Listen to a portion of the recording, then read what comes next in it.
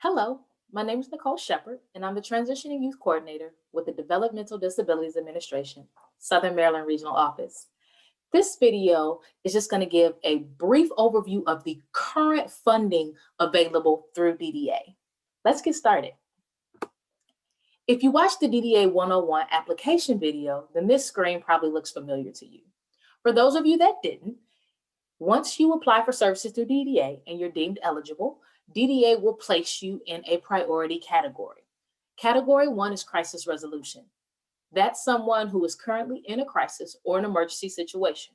For example, someone who is being abused or neglected, or who is homeless or on the verge of being homeless. Crisis prevention is someone who might be in a health or safety crisis within a year, or someone who has a caregiver 65 years or older. Current requests. That's someone who may need or want services, but health or safety crises are not immediate needs. Depending on your situation, you can change these categories. So if your current request and someone is on the verge of being homeless, your CCS can request for you to be made crisis resolution. At this current time, DDA is funding people who are crisis resolution, and there is no funding available for crisis prevention or current requests at this time. There is funding, though, for the Governor's Transitioning Youth Initiative. A transitioning youth is a person with a developmental disability who's on our waiting list, and they are done with their school eligibility and they are ready to go into adult services.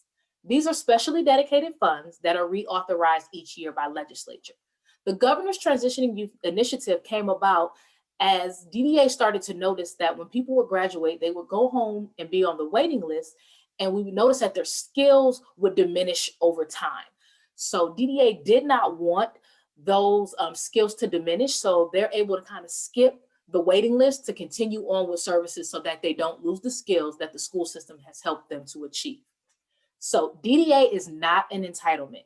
Right now, through the school system, people are entitled to so many services just based off having a disability. Once you transition into the DDA world or into adult services, you have to be eligible for everything. So you definitely have to show a documented need for a particular service that you are requesting.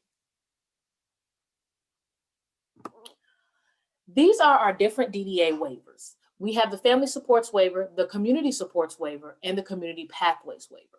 So on top of the crisis resolution and on top of the Governor's Transitioning Youth, as slots become available on these different waivers, people could be filled in through those slots as well.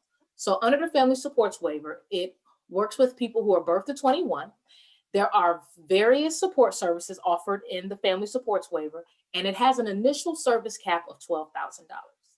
Under the Community Supports Waiver, they serve children and adults. Meaningful day services are added to this on top of the support services offered in the Family Supports Waiver, and it has an initial service cap of $25,000 annually. And then we also have a Community Pathways Waiver, which services children and adults, and it has the same meaningful day services and support services, but then we also add residential services.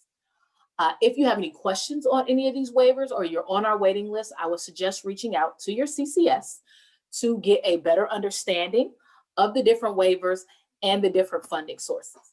If you do not have a CCS and you still have questions, please feel free to reach out to me. Thank you.